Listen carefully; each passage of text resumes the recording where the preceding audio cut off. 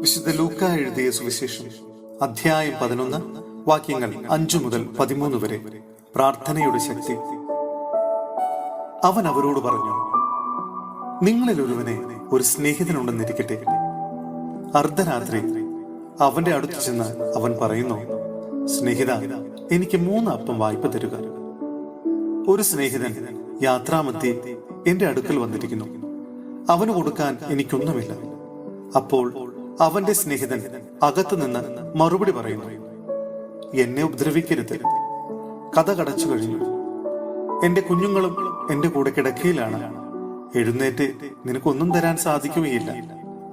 ഞാൻ നിങ്ങളോട് പറയുന്നു, അവൻ സ്നേഹിതനാണ് എന്നതിന്റെ പേരിൽ അവന് ഒന്നും കൊടുക്കുകയില്ലെങ്കിൽ തന്നെ നിർബന്ധം നിമിത്തം എഴുന്നേറ്റ് അവന് വേണ്ടത് നൽകും.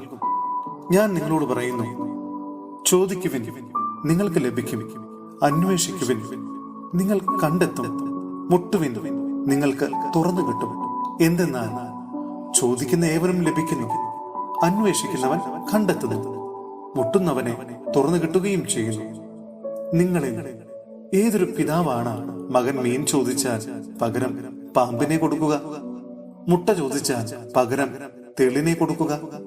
മക്കൾക്ക് നല്ല ദാനങ്ങൾ നൽകാൻ ദുഷ്ടരായി നിങ്ങൾക്കറിയാമെങ്കിൽ സ്വർഗസ്ഥനായ പിതാവ് തന്നോട് ചോദിക്കുന്നവർക്ക് എത്രയധികമായി പരിശുദ്ധാത്മാവിനെ നൽകുകയില്ല. സഹോദരരെ, വിശുദ്ധ പൗലോസ് ശ്ലീഹ തീത്തോസിന് എഴുതിയ ലേഖനം അധ്യായം 2 വാക്യങ്ങൾ 6 മുതൽ 10 വരെ. നിർദ്ദേശങ്ങൾ. നീ എല്ലാവിധത്തിലും സത്പ്രവൃത്തികൾക്ക് മാതൃകയായിരിക്കുക. നിന്റെ പ്രബോധനങ്ങളിൽ സത്യസന്ധതയും ഗൗരവബോധവും ആരും കുറ്റം പറയാത്ത വിധം നിർദോഷമായ സംസാര രീതിയും പ്രകടമാക്കുക. അങ്ങനെയായാൽ എതിരാളികൾ നമ്മെപ്പറ്റി ഒരു കുറ്റവും പറയാൻ അവസരമില്ലാത്തതിനാൽ ലജ്ജിക്കും. അടിമകളോട് യജമാനന്മാർക്ക് കീഴ്പ്പെട്ടിരിക്കാനും എല്ലാ കാര്യങ്ങളിലും അവരെ പ്രീതിപ്പെടുത്താനും നിർദ്ദേശിക്കുക. അവർ എതിർത്ത് സംസാരിക്കരുത്, ഒന്നും അപഹരിക്കുകയും വരുത്. എല്ലാ കാര്യങ്ങളിലും നമ്മുടെ രക്ഷകനായ ദൈവത്തിന്റെ പ്രബോധനങ്ങൾക്ക് ഭൂഷണമായിരിക്കത്തക്ക വിധം പൂർണ്ണവും ആത്മാർത്ഥവുമായ വിശ്വസ്തത പുലർത്തണം.